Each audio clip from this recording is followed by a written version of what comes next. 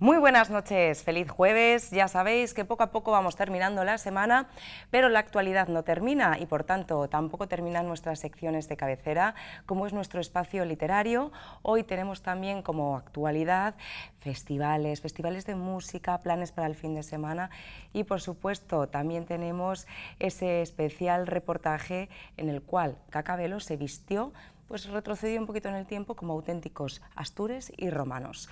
Y hablando de actualidad, yo creo que la primera entrevista de esta noche es una entrevista más que especial, ya que me acompaña Carlos Fernández, concejal de seguridad del Ayuntamiento de Ponferrada y de Comercio. Un placer tenerte aquí, tú como en el sofá de tu casa.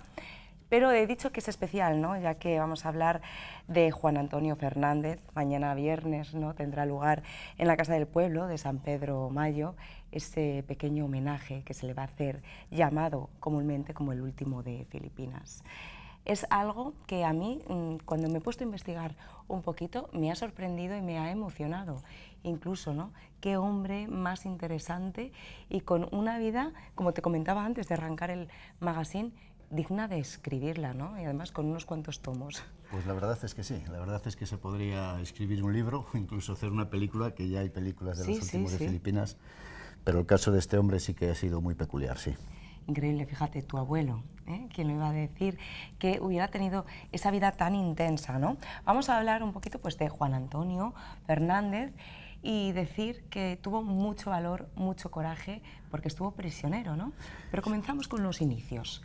Sí, bueno, mira, yo el empezar a investigar un poco la vida de mi abuelo, pues parto de una desilusión, parto de un desengaño. Es decir, todos en el pueblo sabían que él había estado en la guerra de Filipinas y daban por hecho, por el poco conocimiento que había, que era uno de los héroes de Valer, de aquellos 50 soldados españoles que estuvieron en aquella ermita en el pueblo de Valer y estuvieron un año resistiendo y que fueron considerados héroes, y el propio ejército de Filipinas todos los años les hace un homenaje, y a mí había gente que me contaba que mi abuelo había sido uno de ellos. De hecho, bueno, pues hay una foto, pues claro, es en blanco y negro de aquella gente, y alguno se ha atrevido hasta a señalármelo. Mira, este era tu abuelo. Bueno, estaban todos muy delgaditos, los habían pasado muy mal y tal, y se parecían todos mucho.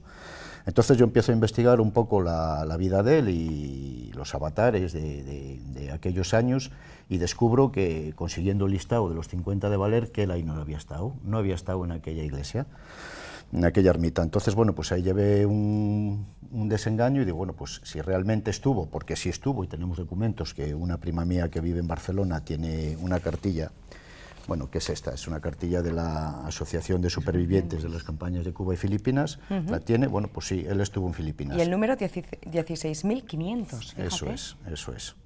Increíble. Y entonces, a partir de ahí, pues empiezo a investigar, quiero saber cómo había sido, me pongo en contacto con diferentes embajadas, me contestan, me remiten a, pues unos a una capitanía en Zaragoza, que allí posiblemente pudieran tener información de ellos, me pongo en contacto con esa capitanía, me dicen que no tienen nada de ese soldado, me remiten a otra capitanía en Madrid, me pongo en contacto con ellos. Claro, sí, llevo casi, muy arduo.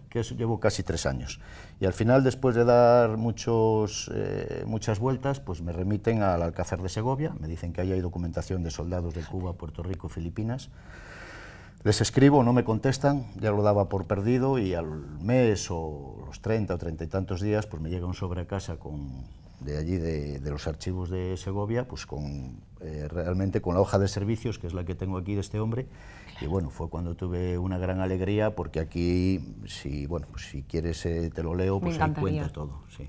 Cuéntanos, porque cuenta toda la historia. Que esto vale oro, claro, esta información que efectivamente. Tienes ahora mismo. Esta es la hoja de servicios de él, que dice que nació Juan Antonio Fernández González el día 6 de julio del año 1878. A los 18 años de edad fue movilizado y se incorporó al servicio militar el día 20 de noviembre de 1896 en Burgos, Regimiento de la Lealtad de Burgos, número 30.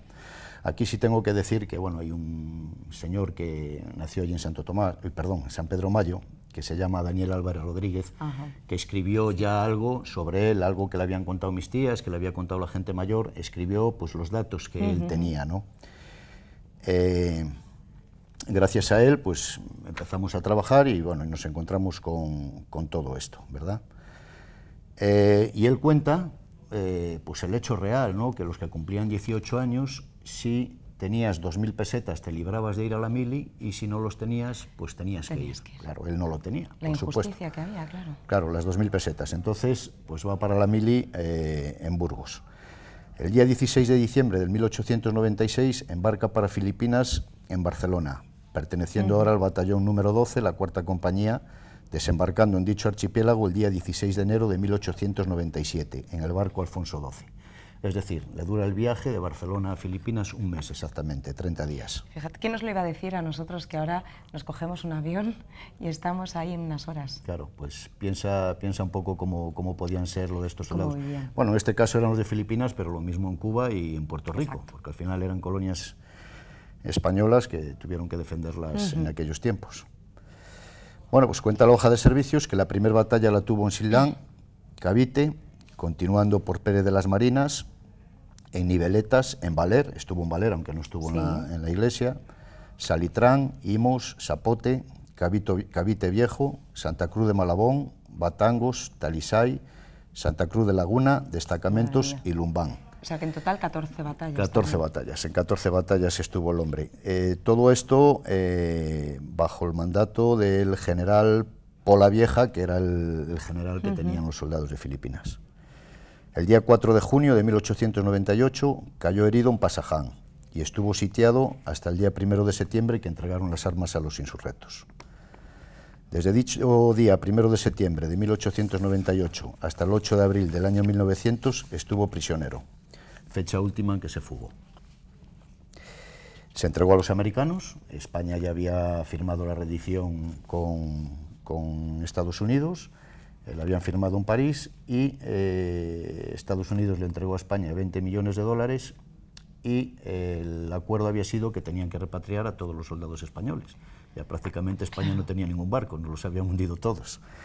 Se entrega a los americanos y, bueno, y en el barco Alicante lo traen a Barcelona y desembarca en Barcelona el día 8 de mayo de 1900. Menuda historia. Bueno, a partir de ahí, a él en San Pedro Mayo le habían dado por muerto. Él transcurren los años, no aparece, no hay noticias, no sabe nadie nada de él. Su familia ya le daba por... Desaparecido, por muerto, claro. Por fallecido, sí. Y en el año 1905 aparece en San Pedro Mayo. Eso sí que es un impacto total. Claro.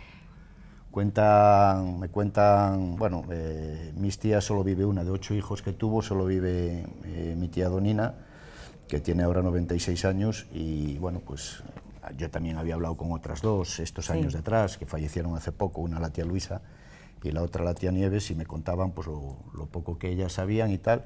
Y claro, cuentan de que cuando la gente del pueblo le vio allí en casa, fueron a avisar a su madre, es decir, a mi bisabuela: oye, ¿sabes quién tienes en casa? Y mi bisabuela decía: en casa que tengo el gato. Y decía: no, Juan Antonio. Pues no veas qué alegría, ¿no? Hombre, que había llegado supuesto. Su hijo después una de... aparición divina, ¿eh? Después de 9 años. Madre, es una historia maravillosa, una historia llena de emoción y no solamente de cosas bonitas, sino también de muchas penurias que se han pasado, ¿no?, a lo largo de esa aventura que podemos decir de tantos años. Por eso mañana qué mejor que tener este pequeño homenaje a las 6 de la tarde, ¿no?, en la Casa del Pueblo. Así va a Ahí ser, será. Sí. Pues espero que vengas más veces a contarnos historias tan increíbles como esta, y además que como sigues investigando, seguro que nos vas a dar más datos. Y bueno, la gente seguro que está deseando de saber un poquito más. Así que lo vamos a dejar aquí en stand-by. Muchísimas gracias por haberte acercado aquí a nuestra casa de la Ocho Bierzo. Es la tuya y nosotros continuamos. Pues gracias a vosotros. Un homenaje bonito y emotivo. Gracias. Muy bien. Seguimos, ya sabéis que tenemos nuestro espacio literario y a ver qué nos vamos a encontrar hoy. Hoy se va a tratar un tema muy interesante que os va a gustar.